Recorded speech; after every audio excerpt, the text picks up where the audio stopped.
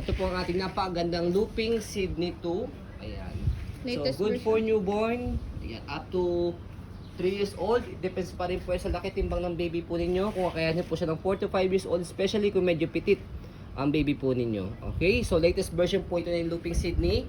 Color gray po siya. Meron kasamang original box and then manual.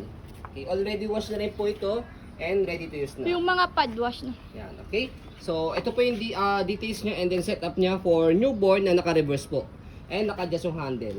Okay? So, ito po yung details po niya one by one. Wala po itong faded, wala siyang discoloration. Napakaganda po niya. Yan yung kanyang canopy. And then, ito yung kanyang foot muff. Okay? So, di-zipper siya rito para pwede siyang i-detach, Tanggalin tanggalin. na, para makita yung toddlers. Yan, okay?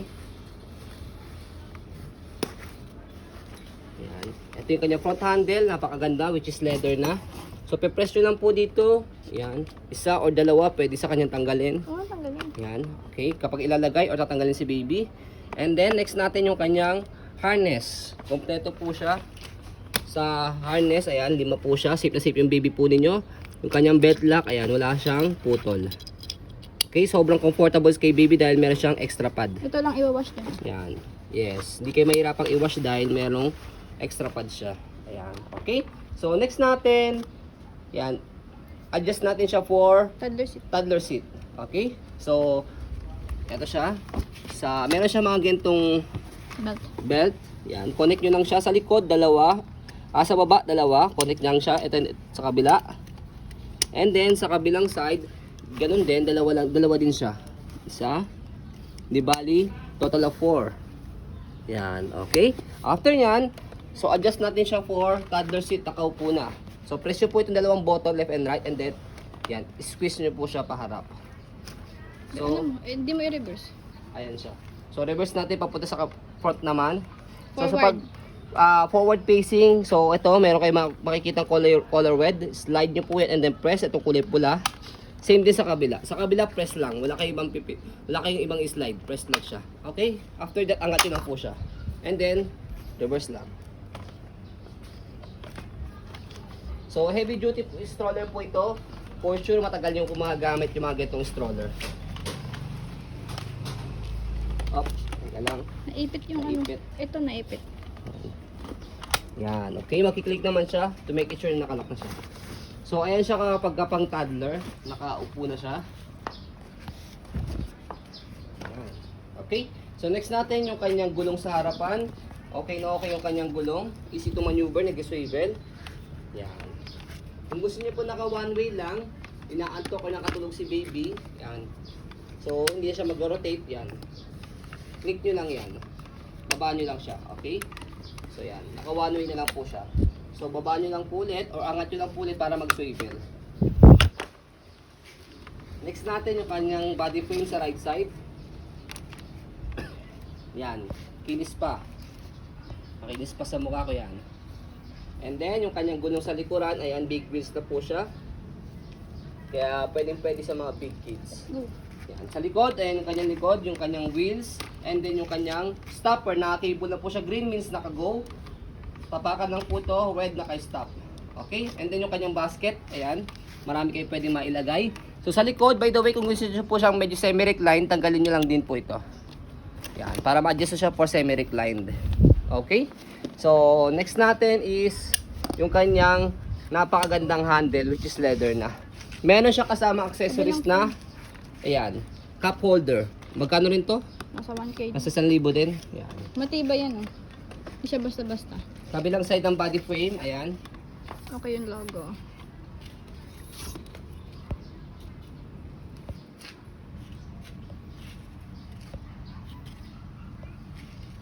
Go. Yung car seat Okay. naman.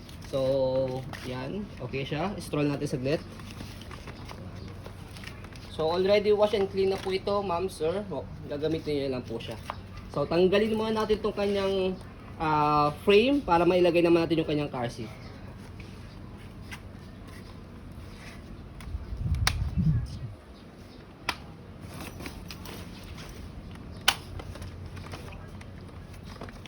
Naipit. Okay. So, sa pag-install ng car seat, kailangan nakalaga Magiging rocker din. rearward facing sa inyo po. Nakaharap sa inyo. Hindi pwede nakaharap sa naka-front seat. So, by the way, hand carry siya, carrier. Pwede rin siyang manual rocker. Sa living area kayo, sa dining area, nandun po yung kanyang TV. Yan. Inaantok, pwede rin siyang manual rocker. Okay? So, shoot nyo lang dyan. Makiklik naman yan na nakalock na siya. Okay? So, ayan siya, ma'am, sir. Setup niya for newborn sa car seat. Ayan. So, kinagandaan, ang purpose po ito, kinagandaan sa ganitong car seat. For example, nakalagay siya sa sakyan, nakatulog yung baby po ninyo, tanggal lang siya sa seat belt niya, tapos buhat. Pwede nyo siyang buhatin, pwede nyo ilagay sa body frame dito. Ayan. Open mo. So, yun. Kahit ito, pwede nyo munang iwan sa bahay ito kung gusto nyo.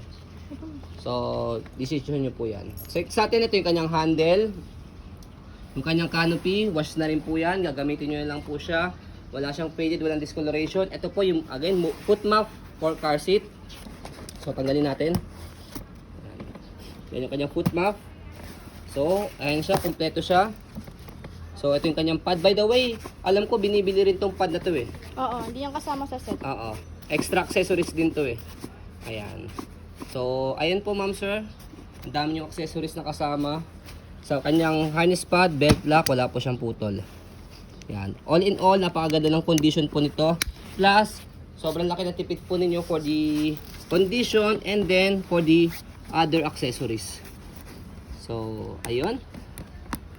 Check natin yung kanyang body frame. Pakita mo yung kanyang body frame. Ang galing mo. Yan. Yan yung ilalim. Okay. So sa pag-fold sa kanya, tanggalin lang muna natin tong... Pwede bang sabay? Hindi pwede.